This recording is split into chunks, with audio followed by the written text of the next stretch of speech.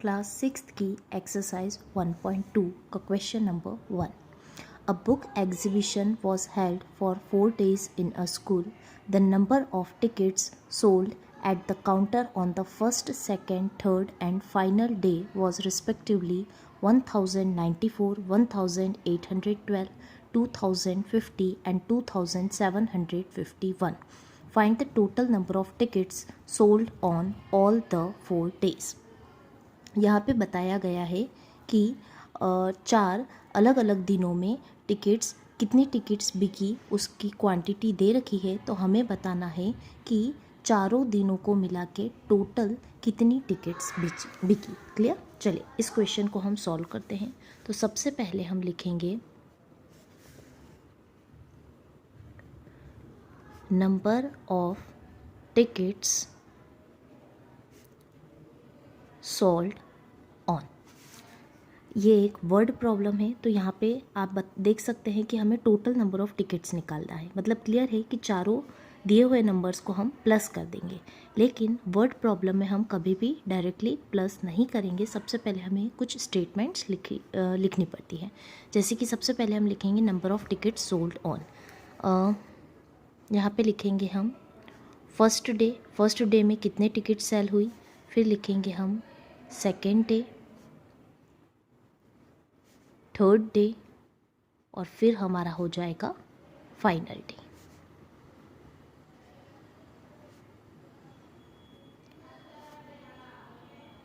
सो सबसे पहले हमारी फर्स्ट डे पे हमारी टिकट 1094, सेकेंड डे पे 1812, थर्ड डे पे 2050 और फाइनल डे पे है 2751. अब हम लिखेंगे total number of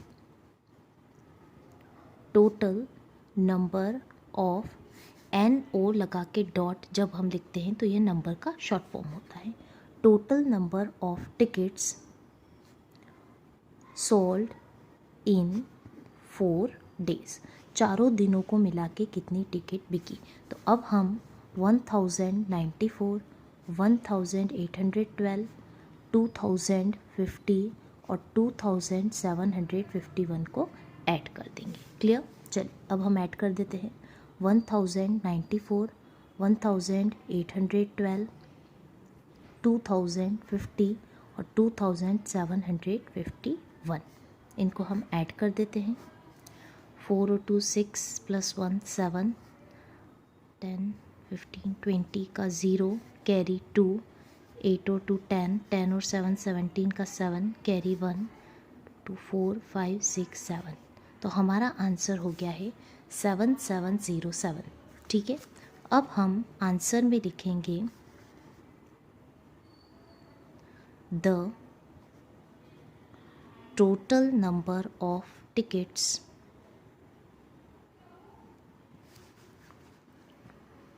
sold are 7707. Clear. ये था हमारा क्वेश्चन नंबर 1. अब हम देखते हैं क्वेश्चन नंबर 2. क्वेश्चन नंबर 2 है Shekhar is a famous cricket player.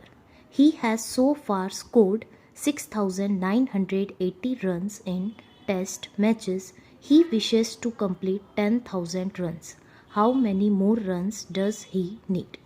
Shekhar एक फेमस क्रिकेट प्लेयर है. उसने टेस्ट मैच में इतने रन्स स्कोर किए हैं 6980 और वो चाहता है 10,000 रन स्कोर करना. तो इसमें पूछा गया है कि how many more runs does he need. कितने और ज़्यादा रन्स उसको चाहिए. ठीक है. उतने रन्स 6980 रन्स उसने स्कोर कर लिए हैं और वो चाहता है कि 10,000 रन वो स्कोर करे. तो हमें बताना है कि कितने और रन चाहिए. तो सबसे पहले हम लिखेंगे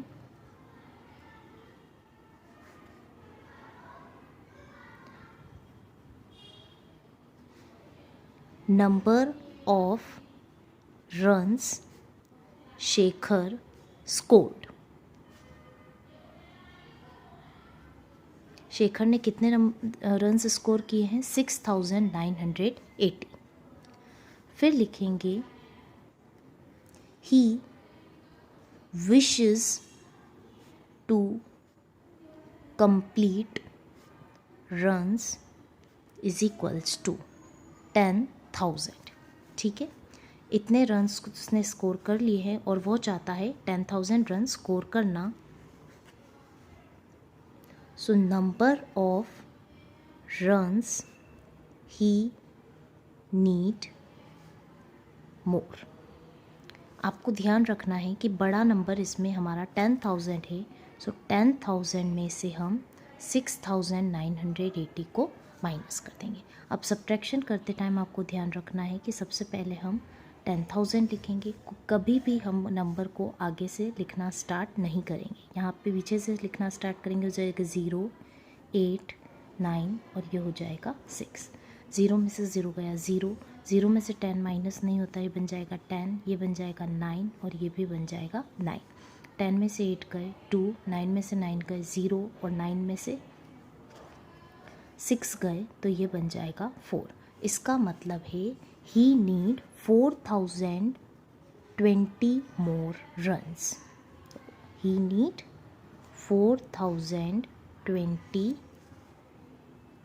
रन्स मोर। ठीक है, इसका मतलब है कि उसको 10,000 रन्स कंप्लीट करने के लिए 4,020 रन्स और चाहिए। यह था हमारा क्वेश्चन नंबर 2। चलिए अब हम देखते हैं question number 3। In an election, the successful candidate registered 5,77,500 votes and his nearest rival secured 3,48,700 votes. By what margin did the successful candidate win the election?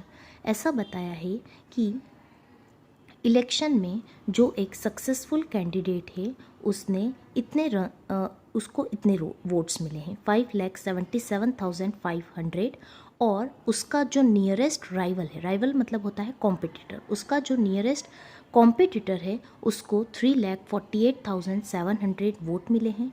तो हमें बताना है कि जो सक्सेसफुल कैंडिडेट है उसने कितने वोटों से इलेक्शन को जीता है। क्लियर? इसका मतलब है इसमें भी हम क्या करेंगे, माइनस करेंगे।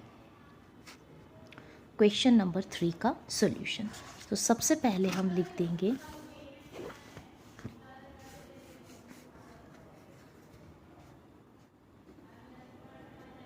वोट्स ऑफ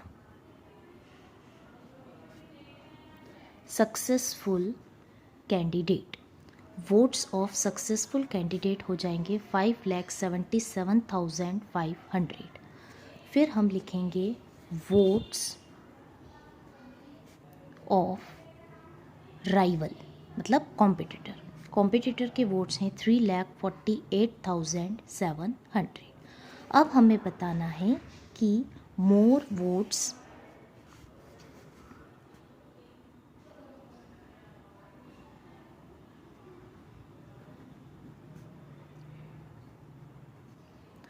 तो लिखेंगे successful candidate won the election by, मतलब कितने वोट से वो विन कर रहा है। सो 5,77,500 में से हम 3,48,700 को माइनस कर देंगे। सो ये हो जाएगा 5,77,500। फिर से आपको ध्यान रखना है, पीछे से लिखना है 700, ये हो जाएगा 8, 4 और ये हो जाएगा 3। जब हम माइनस करेंगे ये बन जाएगा 15, ये बन जाएगा 6। 15 में से 7 गए 8, 6 में से 8 नहीं जाते, ये बन जाएगा 16, ये बन जाएगा 6। 16 में से 8 गए तो ये बन जाएगा 8। 6 माइनस 4 हो जाएगा 2 और 5 माइनस 3 हो जाएगा 2। इसका मतलब है कि successful candidate won the election by इतने वोटों से जो कैंडिडेट है वो जीता है। तो लिखेंगे successful candidate won the election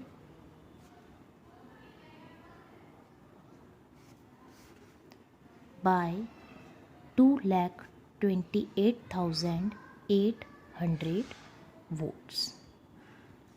clear? ये था हमारा क्वेश्चन नंबर 3। नेक्स्ट है question number 4। Kirti book store sold books worth rupees 2,85,891 in the first week of June and books worth rupees 4,768 in the second week of month. How much was the sale for the 2 weeks together?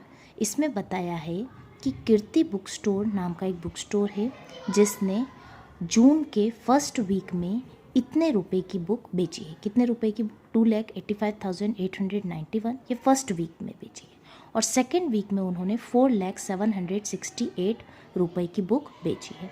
तो हमें सबसे पहले इसमें 2 questions पूछे गए हैं। First question पूछा गया है कि how much was the sale for the 2 weeks together. दोनों वीक का मिला के उसने कितने रुपए की बुक बेची, ये फर्स्ट क्वेश्चन है। और सेकंड क्वेश्चन है in which week was the sale greater and by how much. दोनों वीक का अगर हम कंपेयर करें तो दोनों वीक में से किस वीक में उन्होंने ज़्यादा रुपए की बुक्स बेची और कितने रुपए ज़्यादा। क्लियर? तो सबसे पहले हम फर्स्ट क्वेश्चन सॉल्व करते हैं।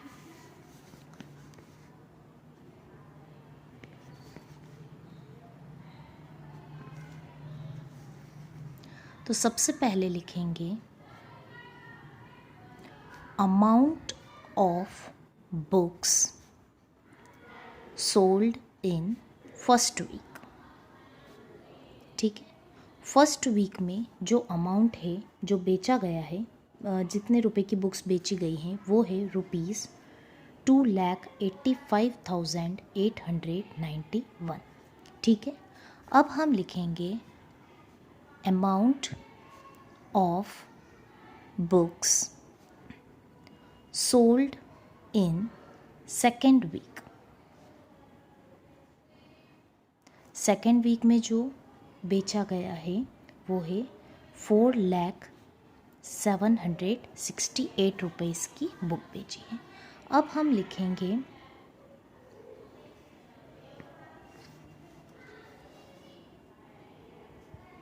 Total amount.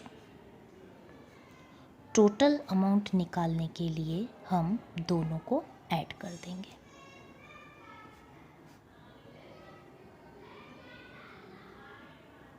चलिए यहाँ पे हम ऐड कर देते हैं 285,891। दूसरा अमाउंट है हमारा 4 लाख, पीछे से स्टार्ट करना है 8,6,7,0,0 और ये हो जाएगा 4। जब हम इसे ऐड करेंगे तो हमें मिलेगा 8 और 1 9, 9 और 6 15 का 5 कैरी 1, 8 और 8 16 का 6 कैरी 1, 5 और 1 6, 8 5 4 और 2 6। इसका मतलब है कि दोनों वीक्स का मिला के उन्होंने कितने रुपए की बुक बेच दी? 6,86,659। ये था हमारा क्वेश्चन नंबर 1। अब इस क्वेश्चन में एक और चीज़ पूछी गई है कि in which week was the sale greater. तो यहाँ पे आप अगर कंपेयर करें तो देख सकते हैं कि जो सेल है वो कौन से वीक में ज़्यादा है। फर्स्ट वीक में 2 लाख रुपीज़ का है जितना है और सेकेंड वीक में 4 लाख। तो ऑब्वियसली यहाँ पे से आप कंपेयर कर सकते हैं कि sale was greater in second week. लेकिन इसके साथ एक और क्वेश्चन पूछा गया है कि बाय हाउ मच। ठीक है, तो हम यहाँ पे लिख देंगे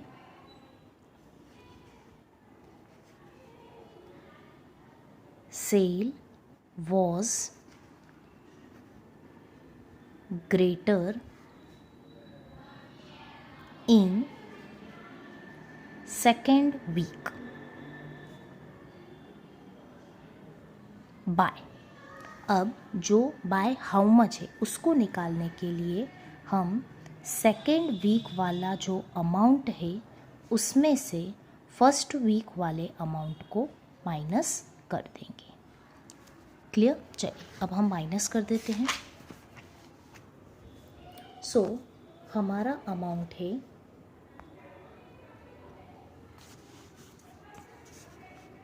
रुपीज़ 4,768 और एक और अमाउंट जो है हमारा वो है 2 लाख, पीछे से लिखना स्टार्ट करना है 19158 और 2। इसको अब हम माइनस कर देते हैं। 8 में से 1 का 7, 6 में से 9 नहीं जाते, ये बन जाएगा 16, ये बन जाएगा 6। 7 में से 1 का 6 में से 1 का 5, ये हो जाएगा 10, ये हो जाएगा 9, ये हो जाएगा 3। 10 में से 5 का 5, 9 में से 8 का 1 और 3 में से 2 का 1। तो अब हम लिख देंगे sale was greater in second week by ₹1,15,577। ठीक है, ये था हमारा क्वेश्चन नंबर 4। अब हम सॉल्व करते हैं क्वेश्चन नंबर 5। क्वेश्चन नंबर 5 है, find the difference between the greatest and the least 5 digit number that can be written using the digits. इस क्वेश्चन में हमें डिजिट्स दे रखी है 6, 2, 7, 4, 3। 5 डिजिट्स हमें दे रखी है। हमें बोला गया है कि हर एक डिजिट को हमें ओनली वंस, एक बार ही यूज़ करना है। इसकी हेल्प से हमें एक तो ग्रेटेस्ट 5 डिजिट नंबर निकालना है और एक लिस्ट मतलब स्मॉलेस्ट 5 डिजिट नंबर निकालना। तो चलिए सबसे पहले इन डिजिट्स की हेल्प से हम ग्रेटेस्ट 5 डिजिट नंबर निकाल लेते हैं। तो हमारा ग्रेटेस्ट 5 डिजिट नंबर निकालने के लिए जो ग्रेटेस्ट डिजिट है उसको हम सबसे पहले लिखेंगे। ये हो जाएगा 7, फिर 6, फिर 4, फिर 3, फिर 2। ये हमारा ग्रेटेस्ट 5 डिजिट नंबर हो गया। अब हम निकालेंगे list 5 digit number. List 5 digit number मतलब स्मॉलेस्ट नंबर निकालने के लिए इस जो डिजिट हमारी स्मॉल है उससे हम सबसे पहले लिख देंगे। तो ये हो जाएगा 2, 3, 4, 6, 7, इसका जस्ट अपोजिट। अब हमें निकालने के बाद फाइंड द डिफरेंस। आपको ध्यान रखना है कि डिफरेंस का मतलब होता है हमें माइनस करना है, और जब भी फाइंड द सम आता है, सम का मतलब होता है प्लस। अब हम निकालेंगे डिफरेंस। तो डिफरेंस निकालने के लिए हम इन दोनों नंबर्स को माइनस कर देंगे। सो 76,432 में से हम माइनस कर देंगे 23,467। चलिए माइनस कर देते हैं। ये हो जाएगा 7, 6, 4, 3, 2। माइनस करने पे आएगा, ये हो जाएगा 12, ये हो जाएगा 2। 12 में से 7 का 5, 2 में से 6 नहीं जाते तो ये बन जाएगा 12, ये बन जाएगा 3। 12 में से 6 गए तो 6, फिर से 3 में से 4 नहीं जाते, ये बन जाएगा 13, ये बन जाएगा 5। 9 और 4 हो जाएगा 13, 5 में से 3 गए 2 और 7 में से 2 गए 5। इसका मतलब है कि इन दोनों नंबर का डिफरेंस क्या है, 52,000। तो आंसर हम लिख देंगे द डिफरेंस इज 52,965। ये था हमारा क्वेश्चन नंबर 5। अब हम सॉल्व करते हैं क्वेश्चन नंबर 6। क्वेश्चन नंबर 6 है, a machine on an average manufactures 2,825 screws a day. मतलब एक जो मशीन है वो एवरेज अगर हम लेते हैं तो एक दिन में 2,825 जो स्क्रू है वो मैन्युफैक्चर करती है, बनाती है। तो हमें बताना है कि how many screws did it produce in the month of January 2006। हमें बताना है कि जनवरी 2006 में वो कितने स्क्रू मैन्युफैक्चर करेगी। तो सबसे पहले यहाँ पे आपको चूँकि ईयर तो आपको कंफ्यूज करने के लिए दे रखा है, वो कोई सा भी ईयर हो हमेशा जनवरी में 31 डेज़ ही होते हैं। तो सबसे पहले हम लिखेंगे कि नंबर ऑफ डेज़ इन जनवरी। सो जनवरी में 31 डेज़ होते हैं। क्लियर? इसका मतलब है कि यहाँ पे एक दिन में कितने स्क्रू बनाए जाते हैं वो दे रखा है और हमें 31 डेज के बारे में निकालना है। सो आपको ध्यान रखना है कि जब भी 1 के बारे में दे रखा होता है और मोर देन 1 के बारे में पूछते हैं, उस केस में हम मल्टीप्लाई करते हैं। और इसका जस्ट अगर अपोजिट मोर देन 1 के बारे में क्वेश्चन में दे रखा हो और आपसे 1 के बारे में पूछा हो, उस केस में हम डिवाइड करते हैं। क्लियर? यहाँ पे एक चीज़ दे रखी है, जो चीज़ दे रखी है उसे हम पहले लिखेंगे कि number of screws manufactured in 1 day. एक दिन में कितने स्क्रूज मैन्युफैक्चर किए जाते हैं? तो एक दिन में होता है 2825 और हमें बताना है कि जनवरी में कितने स्क्रूज मैन्युफैक्चर करेगा। जनवरी में 31 डेज हैं। इसका मतलब है हमें बताना है कि नंबर ऑफ स्क्रूज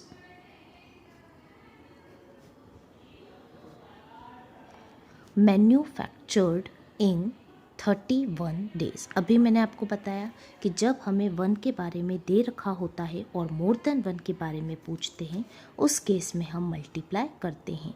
तो एक दिन में इतने स्क्रूज हैं मैन्युफैक्चर करता है और 31 डेज़ का हमें निकालना है। तो अब हम इन दोनों को मल्टीप्लाई कर देंगे। चलिए अब हम मल्टीप्लाई कर देते हैं। एडिशन हो, सब्ट्रैक्शन हो या मल्टीप्लिकेशन हो, हम पीछे से ही स्टार्ट करते हैं। इसका मतलब है सबसे पहले हमें 1 को इन सब से मल्टीप्लाई कर। 1 का मल्टीप्लाई 5 में करेंगे तो मिलेगा 5, 1 का मल्टीप्लाई 2 में करेंगे मिलेगा 2, 1 का मल्टीप्लाई 8 में करेंगे मिलेगा 8 और 1 का मल्टीप्लाई 2 में करेंगे तो 2। क्लियर? नेक्स्ट डिजिट से मल्टीप्लाई करने के लिए हम सबसे पहले यहाँ पे एक क्रॉस लगा देंगे। 3 5 ज़ा 15 का 5 कैरी 1, 3 2 ज़ा 6 और 1 हो जाएगा 7, 3 8 ज़ा 24 का 4 कैरी 2 और 3 2 ज़ा 6 और 2 हो जाएगा 8। अब हम इसको प्लस कर देंगे तो ये मिल जाएगा हमें 8 और 7 15 का 5 कैरी 1, 4 और 2 6 और 1 7 और ये हो जाएगा 8। इसका मतलब है कि जनवरी मंथ में 87,575 स्क्रूज मैन्युफैक्चर होंगे। क्लियर? चलिए तो अब हमें आंसर मिल गया है, सो हम आंसर को स्टेटमेंट के फॉर्म में लिख देते हैं।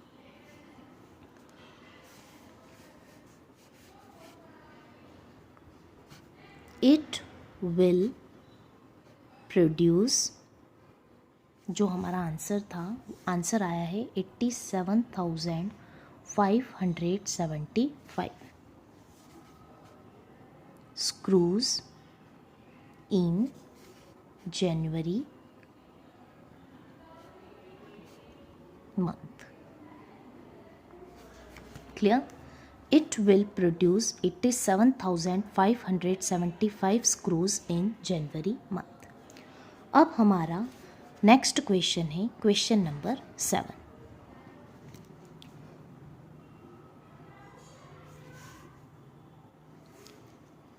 A merchant had rupees 78,592 with her. एक मर्चेंट के पास इतने रुपीस हैं। She placed an order for purchasing 40 radio sets at rupees 1200 each. उसने एक ऑर्डर प्लेस किया है जिसमें उसने 40 रेडियो सेट परचेस किए। क्वेश्चन को आप ध्यान से समझिएगा। ऐसा बताया गया है कि उसने 40 रेडियो सेट परचेस किए, ठीक है, एट रुपीज़ 1200 ईच। मतलब ईच का मतलब होता है एक। इसका मतलब है कि 1 रेडियो सेट उसने 1200 रुपीज़ में ख़रीदा। चलिए तो सबसे पहले हम लिख देते हैं कि cost of 1 radio set. 1 radio set की जो कॉस्ट है वो है रुपीज़ 1200, ठीक है। और उसने कितने रेडियो सेट्स परचेस किए हैं? 40। तो इसकी हेल्प से हम कॉस्ट ऑफ 40 रेडियो सेट्स निकाल लेंगे। अभी मैंने आपको बताया था कि जब भी हमें 1 के बारे में दे रखा हो और मोर देन 1 के बारे में पूछा हो, उस केस में हम मल्टीप्लाई करते हैं। सो यहाँ पे हम 1200 का मल्टीप्लाई कर देंगे 40 से।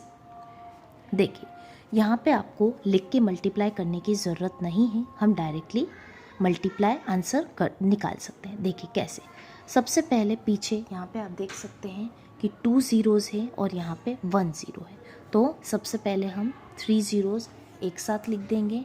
यहाँ पे हमारे पास बचा 12 और यहाँ पे बचा 4, सो 12 का मल्टीप्लाई हम 4 में कर देंगे। 12 का मल्टीप्लाई जब हम 4 में करेंगे तो हमें आंसर मिलेगा 48। इसका मतलब है कि 40 रेडियो सेट्स की कॉस्ट है 48,000 रुपीज़। उसके बाद हमें दे रखा है कि how much money will remain with her after that purchase. उसके पास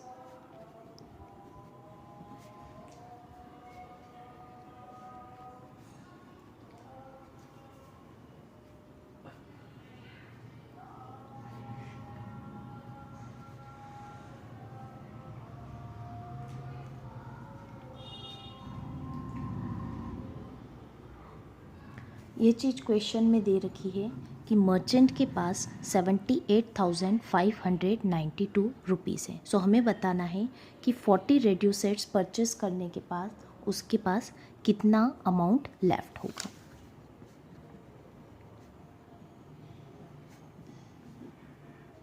तो उसको निकालने के लिए हम इस टोटल अमाउंट में से जो उसकी कॉस्ट है उसको माइनस कर देंगे।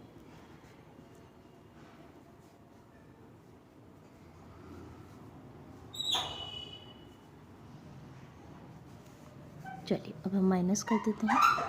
₹78,592 में से हम माइनस कर देंगे ₹48,000। सो हमें मिलेगा 2 माइनस 0 2, 9 माइनस 0 9, 5 माइनस 0 5, 8 माइनस 8 हो जाएगा 0 और 7 माइनस 4 हो जाएगा 3। इसका मतलब है कि 40 रेडियो सेट्स परचेस करने के बाद जो मर्चेंट है उसके पास 30,592 रुपीज़ बचेंगे।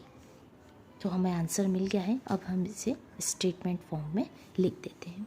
सो हमारा आंसर होगा कि how much money will remain with her, ₹30,592 will